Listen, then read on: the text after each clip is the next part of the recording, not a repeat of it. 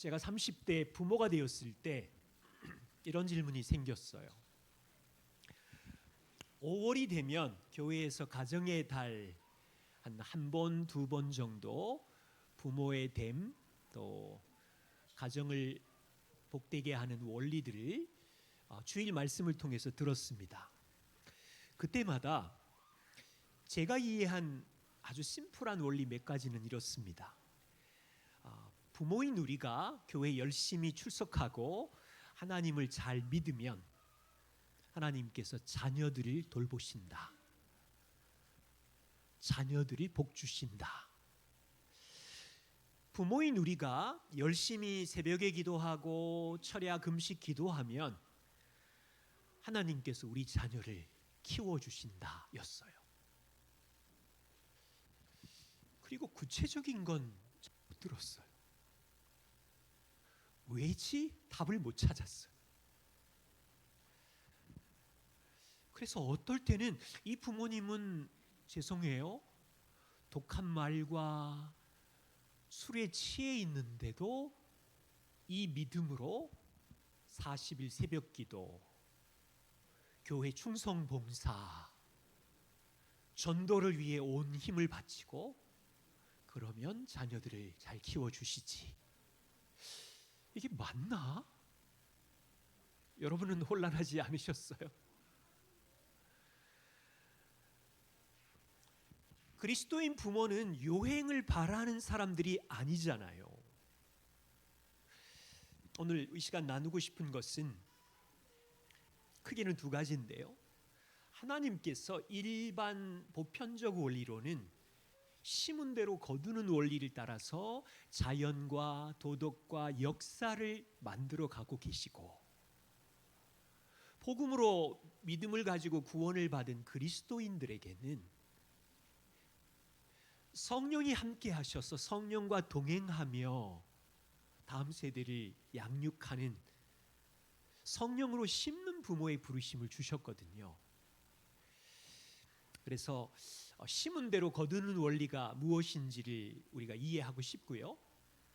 그러려면 일반적인 행동 원리, 세상이 말하는 행동 원리랑 하나님이 기뻐하시는, 원하시는 심은 대로 거두는 원리의 이 차이를 이해하셔야 됩니다. 그리고 우리가 자녀들을 양육하는 동안 이 일반 원리, 하나님이 자연과 역사를, 도덕심을 가진 사람들을 다스리시는 심은 대로 거두는 원리를 가정에서 어떻게 적용해야 할 것인지 부모는 전략이 있어야 되고요. 또한 우리는 그리스도인 부모잖아요. 우리 안에 성령님이 사시는데 그 성령과 동행하면서 내 안에 있는 죄의 본성을 어떻게 죽이고 성령으로 심는 부모가 될 것인지 좀 정리가 필요해요. 저는 되게 혼란스러웠어요. 아이들을 돌보면서.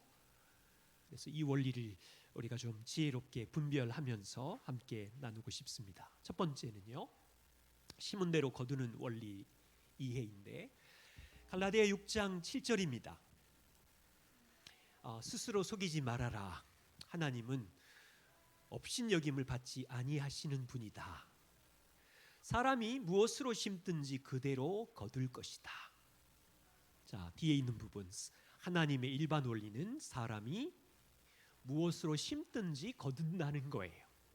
이 원리를 무시하면 하나님을 속일 수 있어요. 고구마를 심었죠? 그럼 고구마가 맺힐 거지요. 수박을 심으면 수박을 거두고 고구마를 열매 맺는다고 생각하지 않잖아요. 하나님께서 자연을 이 심은 대로 거두는 원리로 다스리고 계시고, 이것은 기적의 원리가 아니라 자연뿐만 아니라 보세요. 인생을 살아가는 인간의 도덕적 양심도 하나님이 주셨잖아요. 도덕적인 영역, 영적인 영역에도 심은 대로 거두는 원리가 작동해요. 테드 트립은 이 원리를 이렇게 정의했는데 한번 보세요. 영어 아니니까 좀 편하시죠? 성경은 심고 거두는 뿌리는 대로 거두는 원리를 중요하게 여기죠. 콩을 심으면 콩을 수확하고, 그런데 때로 우리 자녀들이 죄를 심고서 죄의 열매를 거두고 싶지 않아서 기도하고 있어요. 본인은 죄를 심어놓고. 그런데 그런 일은 일어나지 않아요. 하나님은 뿌린 대로 거두도록 인생도 설계하셨어요. 그래서 자녀를 양육하는 우리들은 이 일반 원리인 추수의 사고방식을 부모가 지니고 살면서 자녀들도 이런 삶을 살도록 도와줘야죠. 우리 자녀들은 매일마다 씨를 뿌리고 그대로 심고 거두고 있고, 이 과정은 하루에도 수십 번 반복되고 있어요. 자녀들은 오늘 또 심은 것을 내일 추수하게 될 것인데, 이 원리를 부모인 우리가 알아가야 돼요.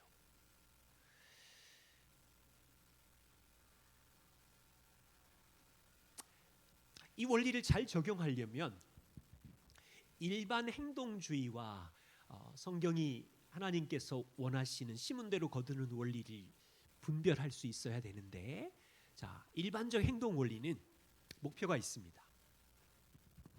행동을 수정하고 통제하는 거예요. 잘하면 상을 주고 못하면 벌을 주는 제도를 사용해서 행동을 고치고 통제하려는 목표입니다. 그래서 부모인 우리는 자녀의 행동을 바꾸려고 네가 잘하면 물질적인 보상, 용돈을 많이 줄 거야 라고 약속을 하고, 영어 점수 이번에 70점에서 90점 받으면 좋아하는 로봇 장난감 사줄게 약속을 하고, 너가 약속대로 일주일에 2번 방 청소를 하면 용돈 10,000원을 줄 거야. 그러나 하지 않으면 자유시간 없어. 저녁도 없어. 이 상벌의 원리를 가지고 아이들의 행동을 수정하려고 합니다. 이 일반적인 행동주의는 약간의 효과가 있습니다. 그런데 약점이 있어요. 행동에 초점을 맞추고 있기 때문에 자녀의 마음을 살피지 못해요. 행동을 교정하기 위해서 용돈으로 유도하기도 하고, 뜻대로 안 되면 창피를 주기도 하고, 비교를 하기도 하고, 위협을 하기도 하지만, 행동만 고치려고 하니 자녀의 마음이 얼마나 아픈지 힘든지 마음을 살피지는 않아요.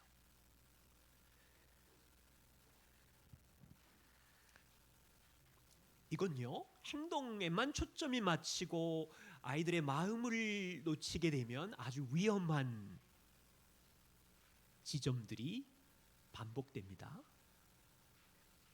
그래서 성경대로 심는 이 원리를 적용할 때 우리는 행동만을 바꾸는 것이 아니라 자녀의 마음을 살피는 지혜가 있어야 돼요.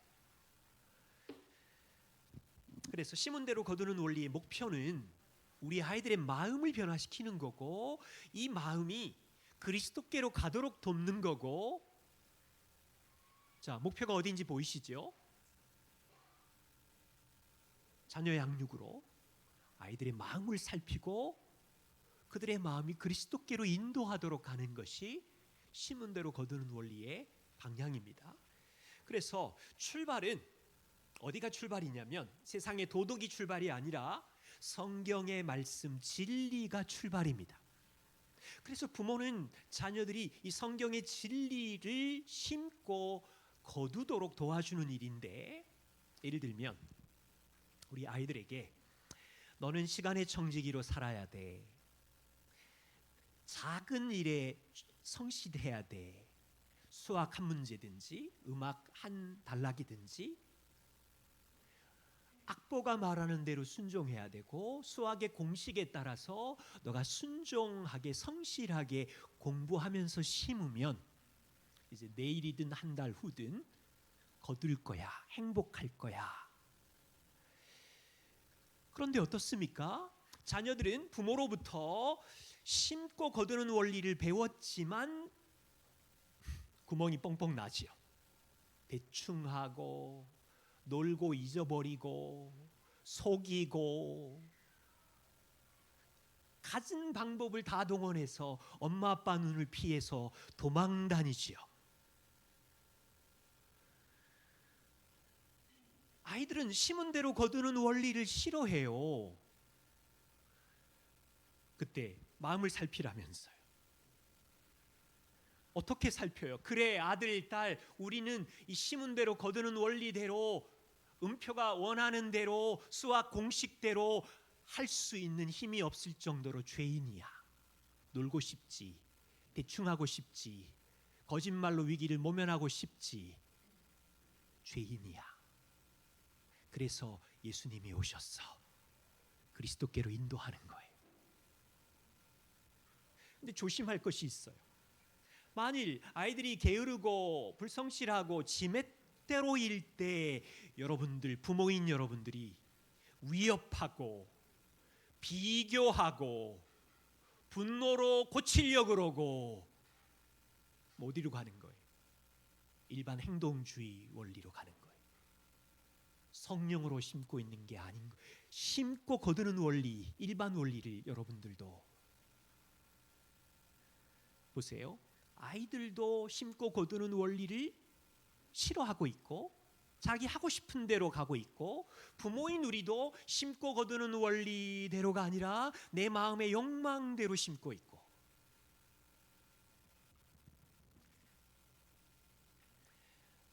이 과정에서 부모인 우리도 그리스도의 은혜가 필요하고 성령께 도움을 구해야 되겠죠.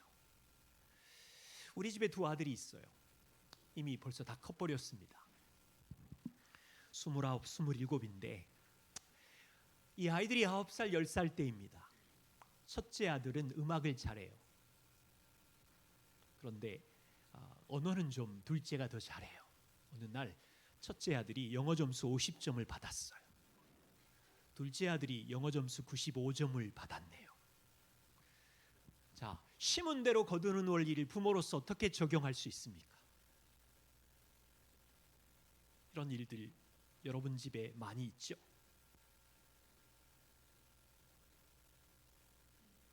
어떻게 적용해서 도와주실래요?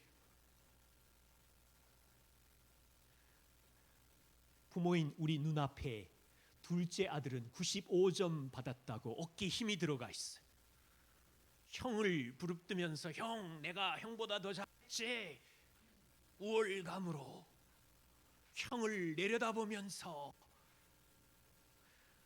형은 지금 어떻게 하고 있어요? 똑같은 시험인데 동생한테 졌어요. 점수가 한참 밑이에요. 수치심과 부끄러움과 이러고 있어요. 그 다음 조금 있어 보세요. 형은 모욕을 동생에게 당했으니 동생의 신체적인 조롱을 하면서 싸움을 걸고. 보세요. 영어라는 과목 아래 동생과 형은 심은 대로 거두는 원리를 따라 공부하고 뿌렸고 열매를 거두었습니다. 그런데 또 다른 말과 행동, 도덕, 영적인 부분에 있어서의 심은 대로 거두는 원리에서 둘은 엄청난 부딪힘이 있는 거예요. 우월감, 수치심, 교만.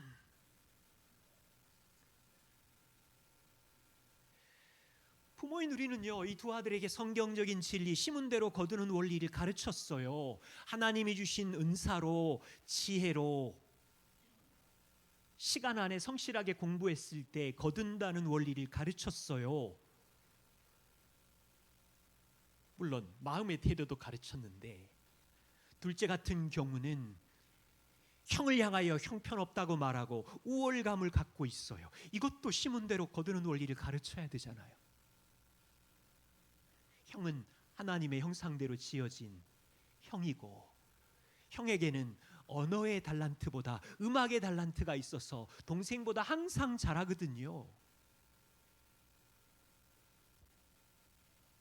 둘째에게는 우월감을 내려놓게 하고 하나님이 너에게 언어의 은사를 주신 것을 감사하게 하고 우월감을 가진 그 죄를 미안하다고 말하고 용서를 구하게 하고 낮은 점수를 받은 아들에게는 하나님은 너도 사랑하시고 동생도 사랑하셔. 은사가 다르잖아. 너에게는 음악의 달란트, 기의 달란트가 있잖아. 이 은사의 다름을 감사해하고 네가 왜 수치심에 빠지니? 하나님은 여전히 너를 사랑하시고 존중하시는데 너는 여전히 엄마 아빠의 아들이고 하나님의 존귀한 아들이야.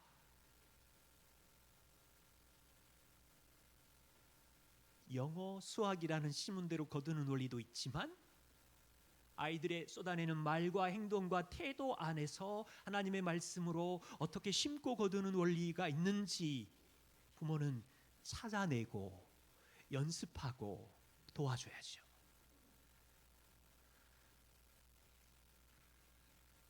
두 번째입니다. 가정에서 이 시문대로 거두는 원리를 어떻게 적용할 수 있을까요? 크게 한 세 가지 그림을 좀 그려보면 하나는 하나님과의 관계에서 심고 거두는 원리를 적용하는 것이고요.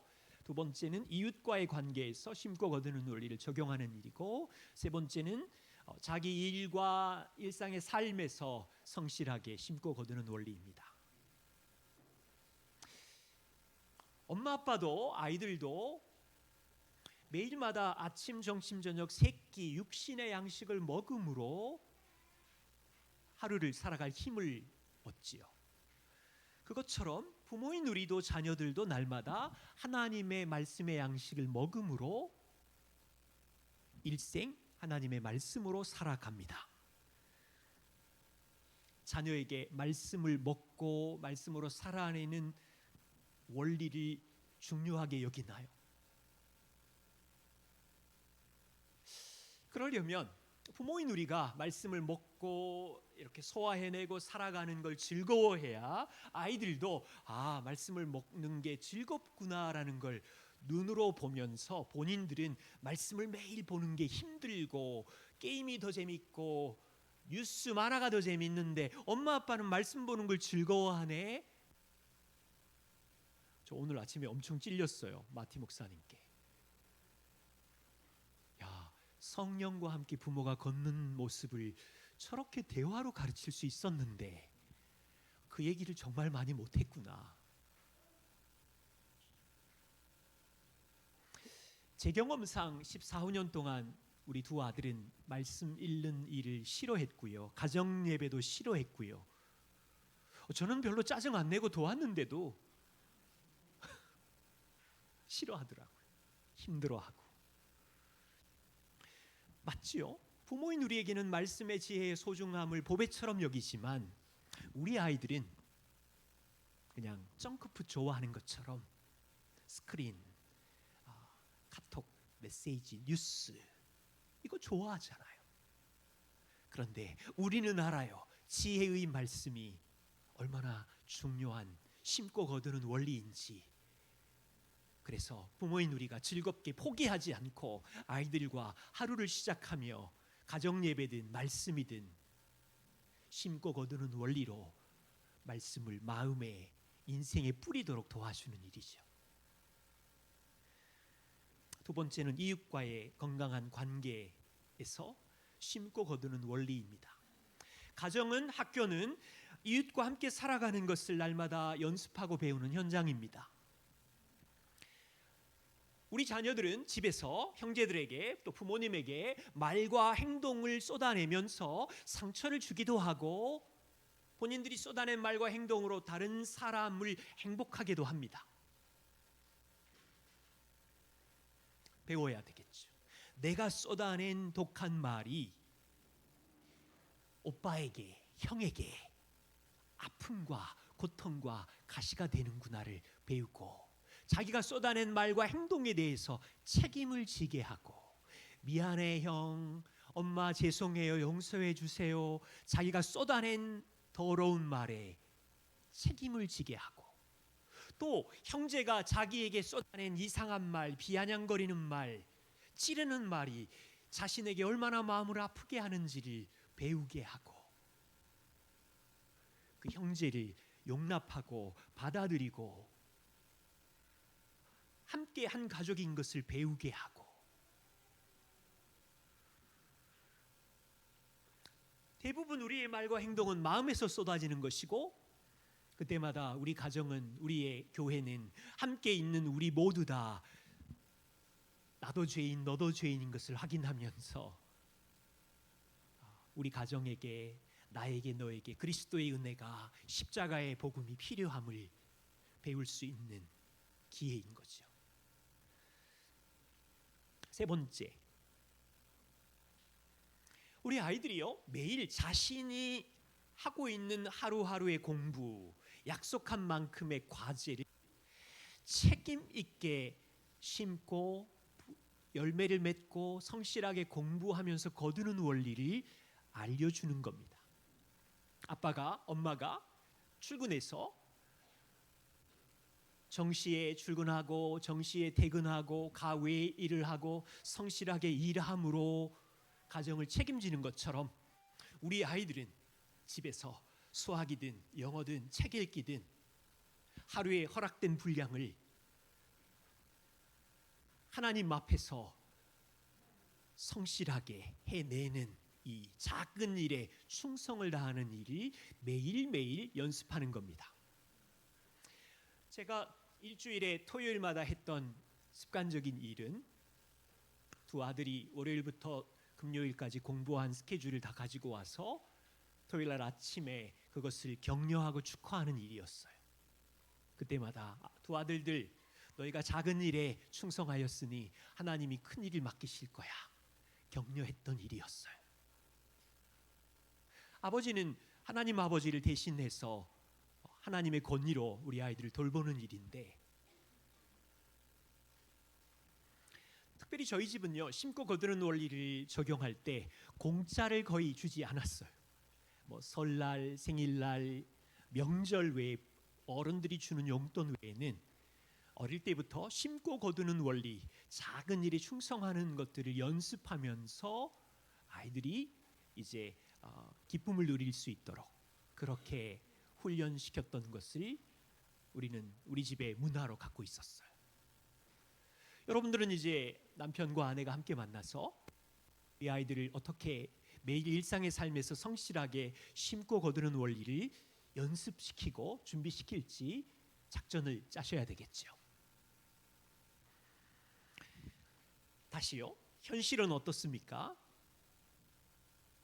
하나님과의 관계에서 심고 거두는 원리를 말하고 매일 말과 행동으로 쏟아내는 것들을 심고 스스로 책임지고 이런 걸 연습시키는 동안, 현실은 아이들은 성실하지 않고 게으르고 거짓말하고 도망 다니고 난장판이 되죠. 현실입니다. 조금만 내버려 두면 형제들끼리는 불평하고 비아냥거리고 비교하고 삐지고 문을 닫고 들어가고, 조금만 마음을 놓으면 부모님 우리는 벌써 일반 행동주의로 가서 공부 잘하고 오면 막 기분이 좋아지고, 공부 못하면 내가 쟤네를 잘못 키웠나 봐, 또 막 그렇게 생각하고 행동주의를 넘나들면서 심고 거두는 원리를 실천하고 연습하는 동안 저희 가정도 그렇고 여러분 가정도 그러실 텐데, 와, 아빠인 나도 망가졌구나, 아내도 연약한 죄인이네, 우리 아이들도 그러네. 여러분 힘드시죠? 그게 현실이에요.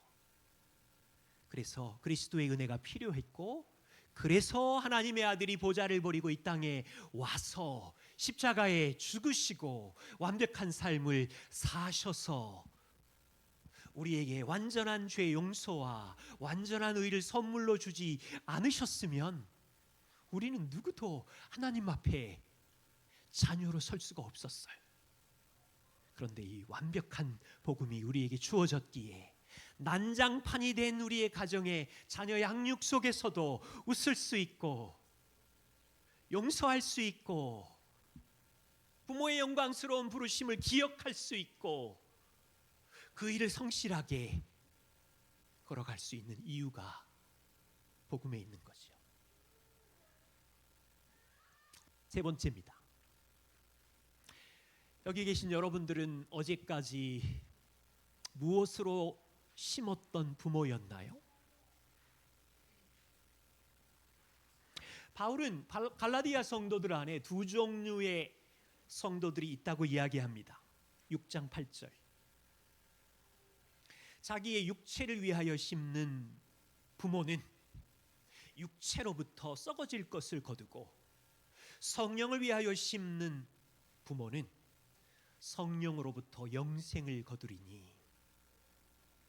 바울은 갈라디아 성도를 보면서 분명히 그들은 예수 그리스도의 복음을 믿음으로 구원받은 아들 딸들이 맞는데 그들 안에는 성령이 동행하시고 사시는데 이상의 삶에서는 성령을 옆으로 제껴놓고 자기 욕심을 위하여 심는 사람들이 있었고 본인 안에 사시는 성령님의 손을 잡고 성령으로 일상을 심고 뿌리는 사람들이 있음을 본 거예요. 바울은 갈라디아 5장에 보면 그리스도인의 마음을 싸움으로 비유하고 있어요. 우리 마음 안에 육체의 소욕이 있고요. 성령이 계시니까 성령께서 우리를 끌고 가려고 하는 그 싸움이 두 소욕이 함께 부딪히고 있다는 것을 이야기했어요. 여러분 가정에서 아이들과 함께 있는 동안 여러분 마음 안에 육체의 욕심이 일어나서 성령께서 부모라는 영광스러운 청지기를 따라 살기를 원하는 성령의 소욕을 따라 살기를 원하는데 여러분 안에 있는 육체의 소욕이 성령을 대적해서 여러분의 마음의 욕망을 따라서 심고 있을 수 있다는 거예요. 바울은 갈라디아 6장에 밭에다가 이것을 비유하고 있어요. 어떤 사람은 마음의 밭에 육체의 욕심을 따라서 마음에 심어서 썩어지는 것을 거두는 부모님들이 있고 어떤 사람은 성령을 위하여 심어서 열매를 거두는 사람도 있대요.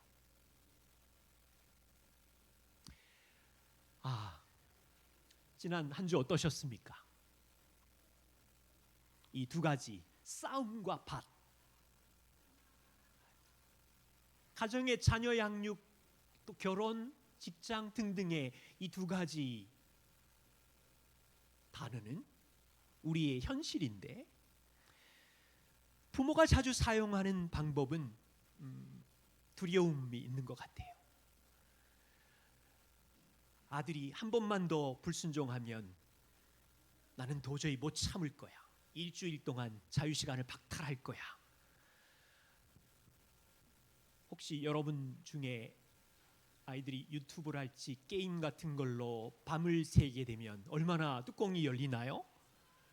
계속해서 네가 이번에도 약속을 안 지킨다면 너 컴퓨터 부셔버릴 거야. 어떤 분들은 벌써 한두 대 부서졌겠죠?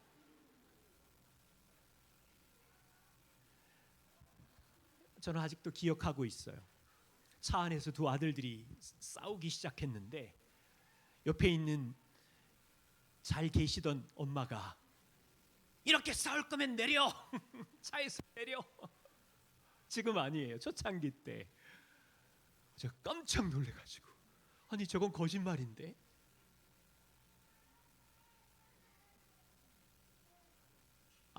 이런 에피소드도 있더라고요. 야, 너 가방 싸서 나가! 그랬더니 그 아이가 울면서 가방을 들고 나와서 엄마 나 진짜 나가야 돼. 그래서 제가 나중에 아내에게 부탁했어요. 여보, 그 거짓말이잖아. 아이들이 아무리 싸우더라도 여기서 차에서 내리지는 않을 거잖아. 우리 그런 말은 하지 말자. 저는 이 안에서 싸우고요. 어쨌든 우리는 이런 두려움을 주고 위협하는 그런 부모로 있을 때가 참 많아요. 이런 위협과 협박은 일시적인 효과는 있어요. 또 아이들이 어릴 때는 행동을 수정하기도 하고 교정하는 효과들이 분명히 있더라고요. 그런데 이것이 계속되면 아이들은 마음이 움직여서 순종한 것이 아니라 두려워서 순종한 거거든요. 그리고 얘네들이 15살 중학생, 고등학생이 될 때 이 위협과 두려움은 전혀 통하지 않아요. 엄마가 아무리 부릅뜬 눈을 뜨고 위협을 하면 우리 아이들도 부릅뜬 눈을 뜨고 엄마 손을 꽉 잡고 안 당해보셨군요. 그때는요 정말 답이 없어요. 또는 우리는 우리의 욕심을 따라 아이들에게 수치심을 주는 방법을 주로 많이 쓰지요. 네가 앞으로 이런 짓을 계속하면 창피를 당할 줄 알아라. 세상에서 너는 아무런 친구도 없을 거다. 너는 거지가 될 거야. 망가질 거야.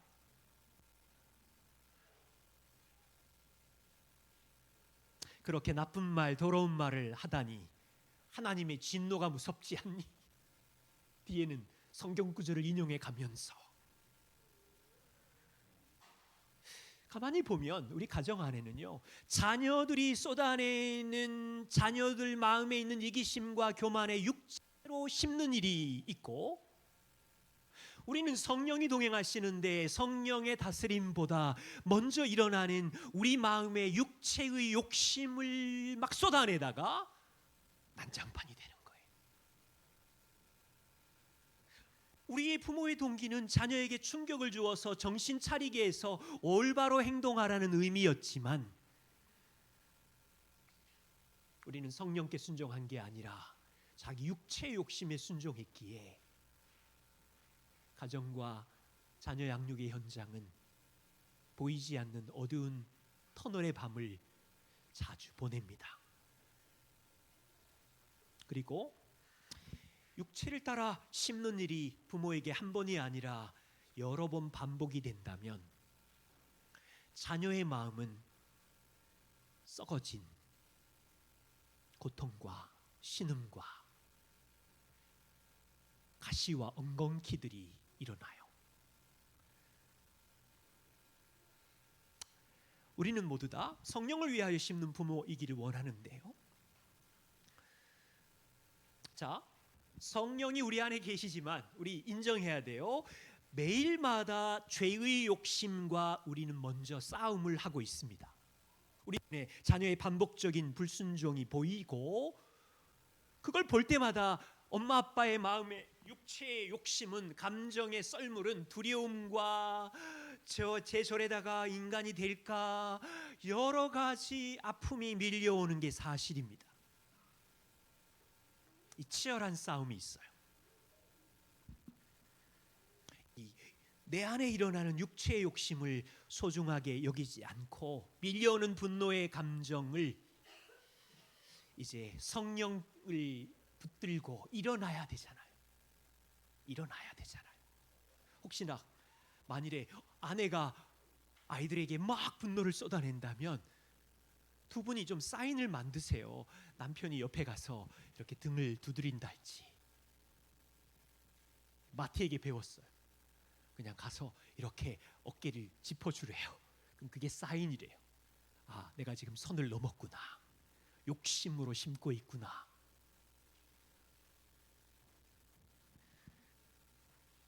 때로는 우리 안에 부모인 우리에게 염려의 그 썰물이 막 밀려와서 잠을 못 잡니다. 그러면 성령께서 말씀을 생각나게 해주신다고 하셨죠. 베드로전서 5장 7절, 너희 염려를 다 주께 맡겨라. 그러면 주님께서 너희를 돌보심이라. 근데 우리는 이 말씀을 싫어요. 그냥 나는 묵상할래요. 밤새 묵상할래요. 이 싸움을 하고 있는 거예요. 싸움. 그럼 밤새 나의 욕심을 계속 해가 뜰 때까지 심으시면 그 다음날 아침에 어떻게 될까요? 성령께서 그 말씀을 기억나게 하셨으면 조금 전까지 두려움과 염려를 쓰레기통에 던지고 성령께 순종하고 단잠을 자야 되겠죠. 때로는 우리 아이의 인생에 대해서 무서운 두려움이 밀려올 때 성령께서는 여러분 마음에 하나님이 우리에게 주시는 마음은 두려운 마음이 아니라 하나님 안에서의 능력이고 하나님의 사랑이고 절제하는 마음이니, 이 말씀이 생각나면 아이들에 대한 두려움, 부모님에 대한 두려움, 나라에 대한 두려움, 교회에 대한 두려움 다 던질 수 있는 거죠. 그런데도 일어나면 또 막 출렁거려요. 그럼 또 말씀을 기억하면 되죠.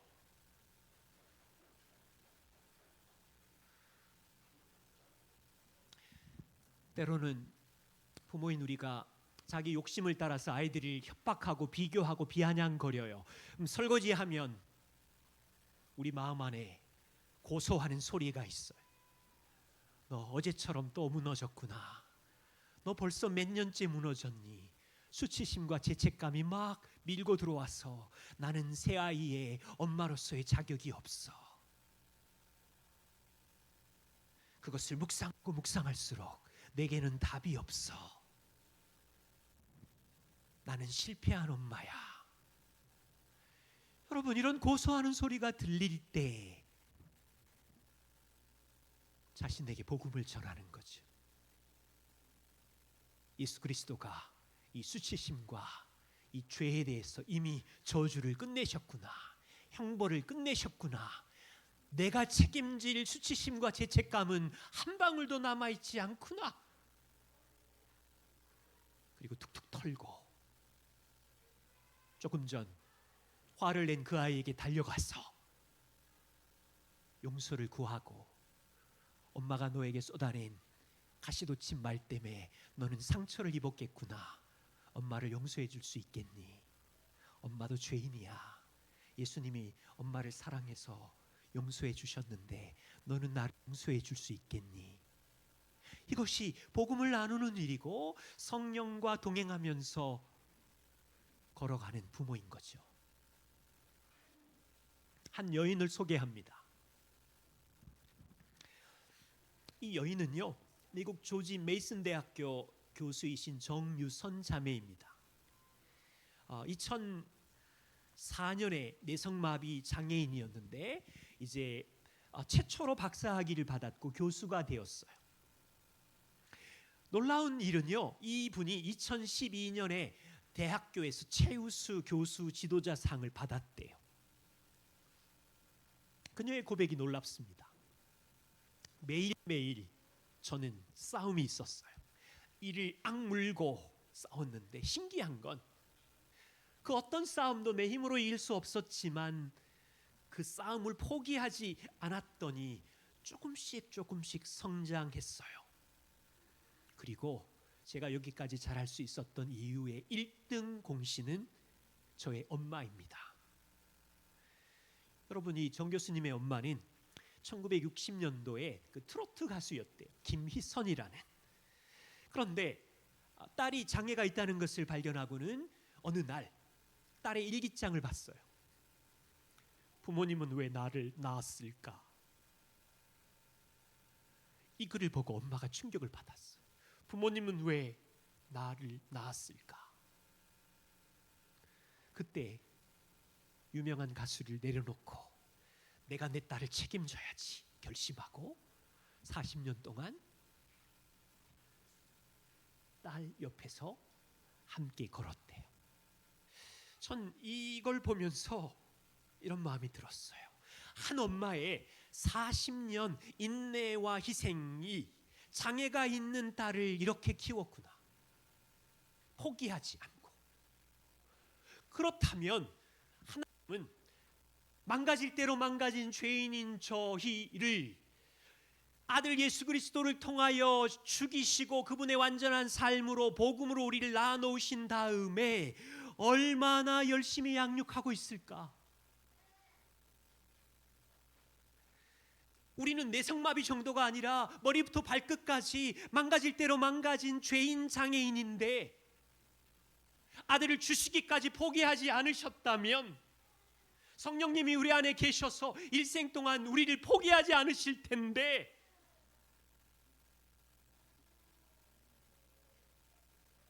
40년이 아니라 형통한 날도 공고한 날도 답을 모르겠는 날도 어떻게 지혜로 아이들을 도와야 될지 모르는 절박한 동굴 속에서도 성령 하나님은 우리와 동행하실 텐데, 양육하실 텐데, 그러니까 하나님, 나같이 망가진 사람에게 왜 이런 3명 4명을 맡기셨어요가 아니라 성령님이 우리 안에 망가진 자에게 같이 하셔서 하나님의 자녀를 돌보게 하시고 있는 거죠. 그런데 먼저 우리를 양육하시는 거죠. 가정에서요, 성령으로 심는 일은 정말로 힘들어요. 왜냐하면 우리 안에는 여전히 육체의 망가진 본성, 죄된 본성을 갖고 있기 때문에 비교하고 원망하고 법을 강조하고 하는 일이 쉽고 빠르지, 내 안에 온유와 친절과 긍휼과 자비, 아버지의 양육을 그렇게 받지만 그것을 자녀에게 흘려보내는 일은 왜 이렇게 힘든 거예요? 그게 우리의 망가진 본성인 거지요. 우리 모두 다 그 지점을 인정합시다. 그런데 그것만 인정하지 마시고 우리 안에 계신 성령님이 얼마나 친절하게 우리와 동행하고 계시고, 성령님이 얼마나 망가진 포기하지 않고 자비와 긍휼과 인내로 우리와 함께 하는지,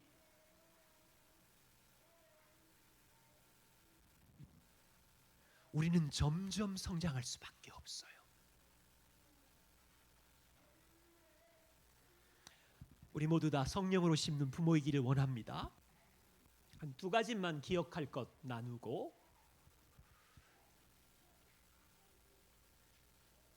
우리 안에 성령님께 동행하면서 심을 때 우리의 몫은 낙심하지 않는 겁니다. 갈라디아 6장 9절, 부모로서 자녀에게 선을 행할 때 낙심하지 말지니 포기하지 아니하면 때가 이름에 거둘 것이다.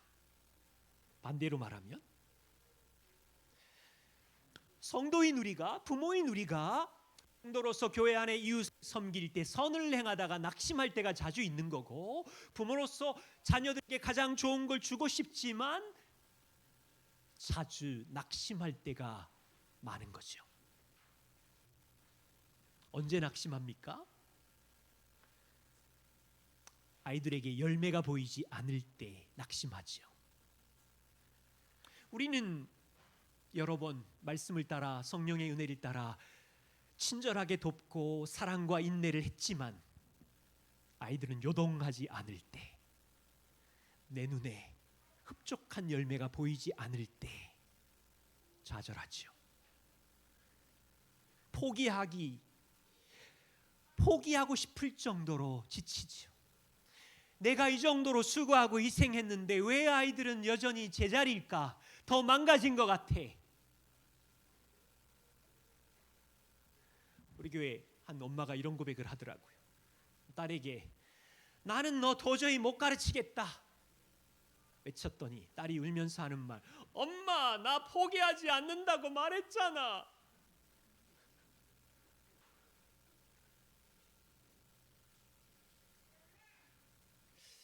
부끄러운 고백이지만 제가 교회를 섬기면서 성도들에게는 많이 안 들켰을 수 있지만 저는 낙심을 종종 하는 목사였어요. 왜 성도들이 빨리 바뀌지 않을까? 내가 이렇게 매주마다 복음을 외치고 있는데 왜 반응이 더딜까? 열매가 내 눈에 썩 보이지 않을까? 이 낙심이 밀려오면 평안을 잃어버렸고 내 안에 기쁨은 사라졌고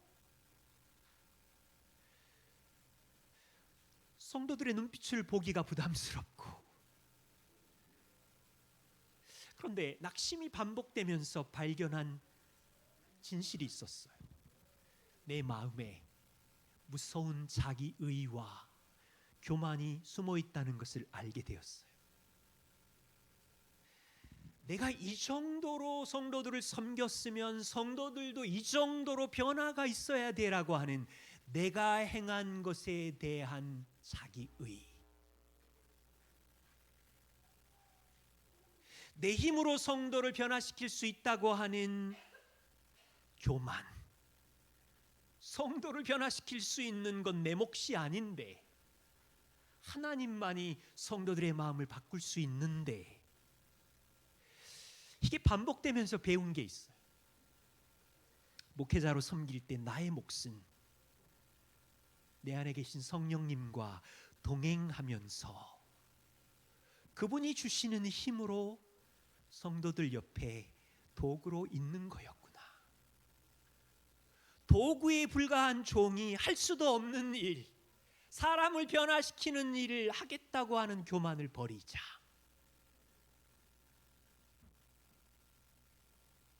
부모인 여러분에게 묻습니다. 자녀를 바꿀 능력이 있나요?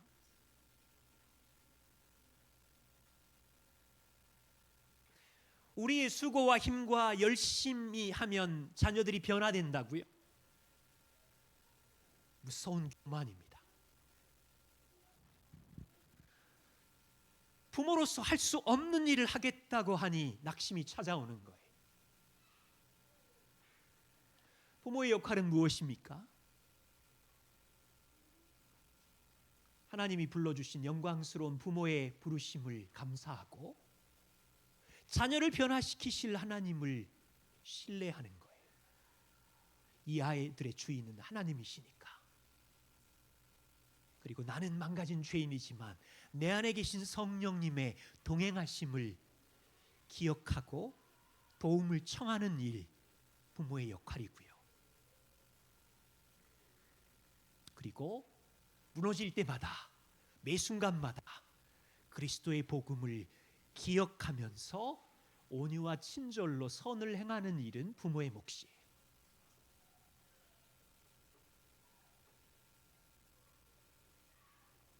그렇게 되면 때가 되면 거둡니다.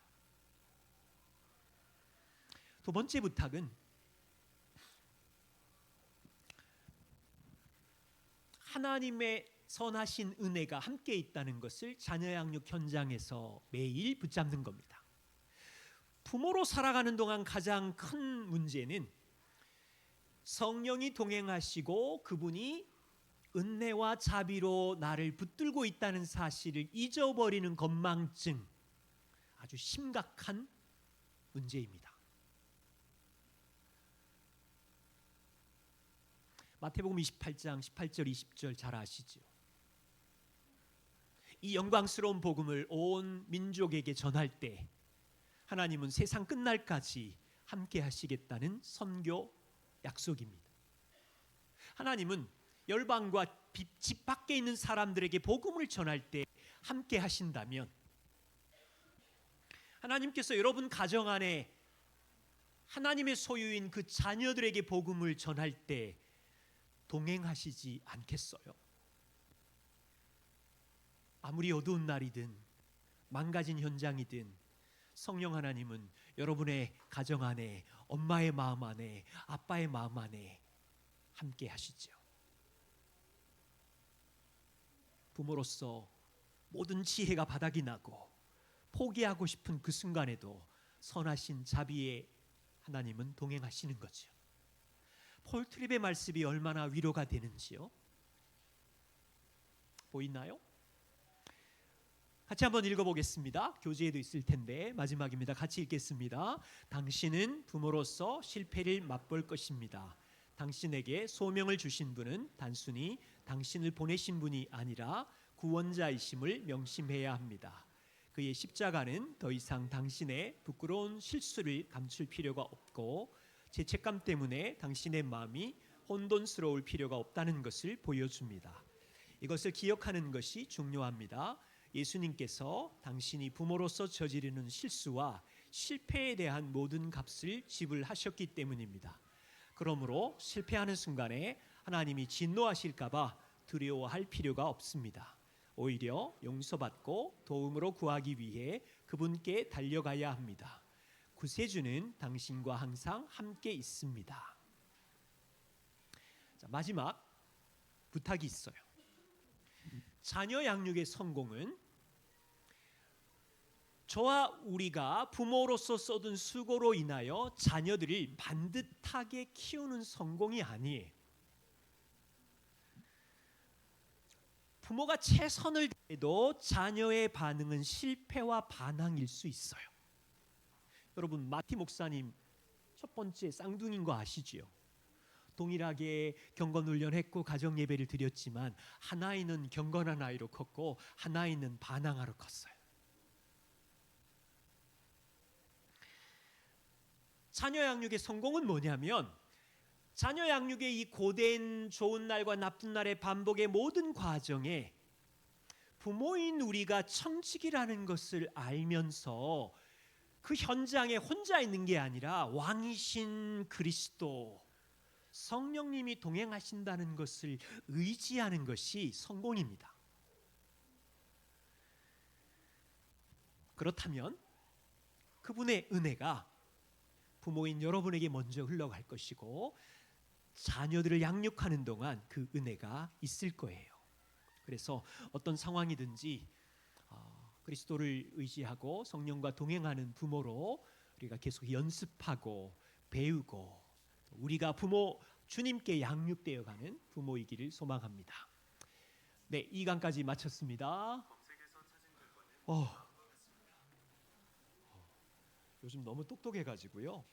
핸드폰이